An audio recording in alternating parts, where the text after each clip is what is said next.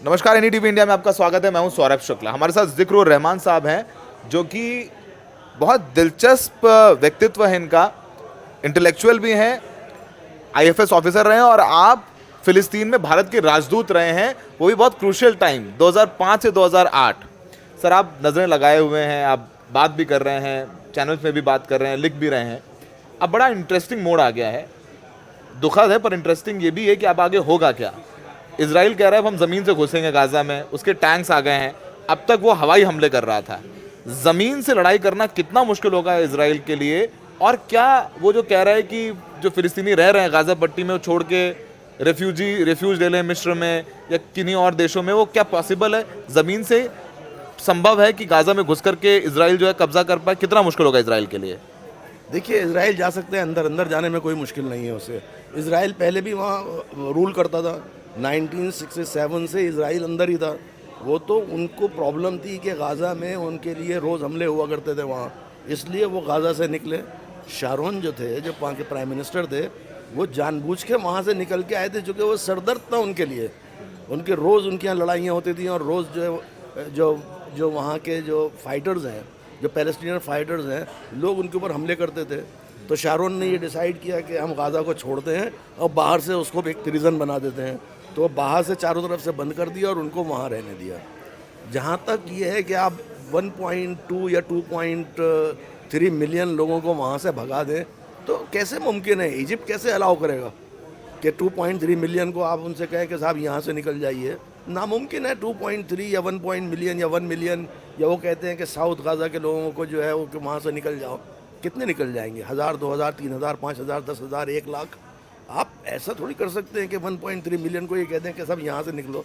वो अंदर चले जाएंगे, फाइट होगी। और ये जो हमास वाले हैं, इनको तो असल में शुरू से ही जो एनकरेज था फ़लस्तीनियों की जो ऑर्गेनाइजेशन थी PLO, और यासर अराफात की जो ऑर्गेनाइजेशन थी फतह, उसके मुकाबले में खड़ा किया था हमास को खुद इजराइल ने।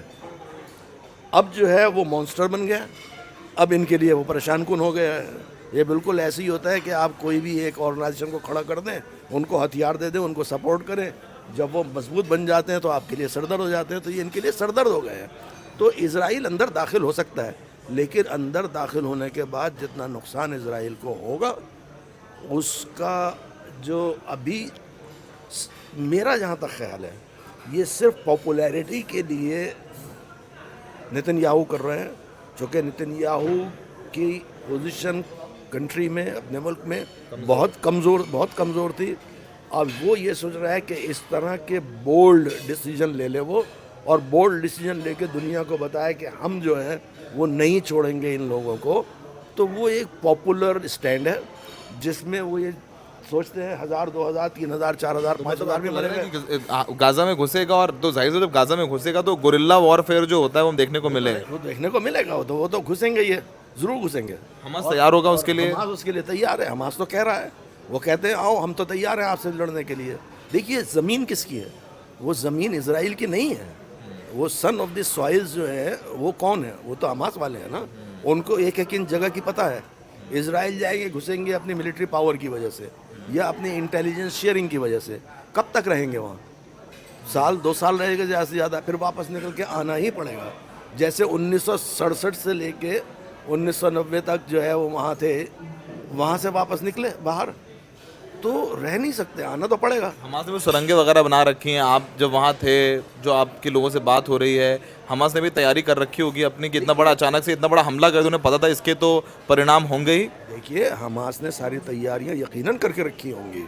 ऐसा नहीं हो सकता क्योंकि तैयारी ना हो, ऐसी आंखें बंद करके हम लोग। ये जो प्रिपरेशन है, जो खबरें हमें मिल रही हैं वो ये हैं कि हमास 2 साल से इसका तैयारी कर रहा था, और इस तैयारी में उन्होंने एक एक चीज़ को अपने सामने रखा है। उसमें ये भी सामने रखा होगा कि अगर इजराइल दाखिल होता है अंदर, और वो मुमकिन है, उनको पता है कि वो इजराइल कई मरतबा दाखिल हो चुका है, बीच में भी दाखिल होते थे, कई कई किलोमीटर अंदर चले जाते हैं फिर वापस आ जाते हैं, कि वो दाखिल हो सकता है। तो उस सब की तैयारी उन्होंने कर रखी होगी। हो सकता है उन्होंने सुरंगें तो हैं, उनकी सुरंगों का जाल है। कितनी सुरंगें आप रख? पिछली मरतबा इजराइल ने कहा था कि हमने जो है वो 200 किलोमीटर सुरंग जो है वो हमने तबाह कर दी, 20 किलोमीटर सुरंग तबाह कर दी, और वो कहते हैं हमारे पास जो है 2000 किलोमीटर की लंबी सुरंगें हैं, इधर से उधर, आप कितनी तबाह करोगे? तो मतलब डैमेज इसराइल को भी बहुत ज़बरदस्त होने वाला है। डैमेज अभी अभी हुआ ना, सामने देखा हमने डैमेज हुआ है। तो अब ये है कि पावर तो देखिए, ऑफिशियल पावर, कानूनी power, state power, state machinery, heavy weaponry सब इजराइल के पास है, उनके पास तो नहीं है। लेकिन वो वॉरफेयर करेंगे ज़रूर, वो ऐसे नहीं छोड़ेंगे। वो जो गलत है किसी भी एरिया के लिए और किसी भी एरिया के सिविलियंस के लिए, क्योंकि इसमें अल्टीमेटली जो नुकसान है वो सिविलियंस का है। और बच्चे बूढ़े, अब देखिए क्या हशर है वहाँ, और तो कि कोई नहीं बता रहा है। अभी तो हर आदमी जो है वो यही कह रहा है कि साहब वो इजराइल मार रहा है, इजराइल मार रहा है। कुछ लोग बहुत खुश हो रहे हैं कि साहब इजराइल मार रहा है, कुछ लोग ये कह रहे हैं कि नहीं साहब ये नहीं करना चाहिए था। लेकिन अल्टीमेटली आप ये देखिए कि अच्छा, अपनी पावर से, अपनी क़ुव्वत से, अपनी फायर पावर से आप कितने लोग मार देंगे? 2000, 4000, 5000, 10,000।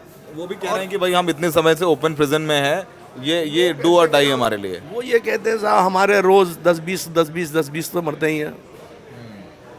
तो हमारे पिछले 5 साल में जो है 3-4 हज़ार तो वैसे ही मारे जा चुके हैं। ठीक है, अब क्या फ़र्क पड़ता है? वो डू और डाई वाली बात है कि भाई हम तो वैसे ही ओपन प्रिजन में थे चारों तरफ, अब आपने हमें दीवार की तरफ पुश कर दिया।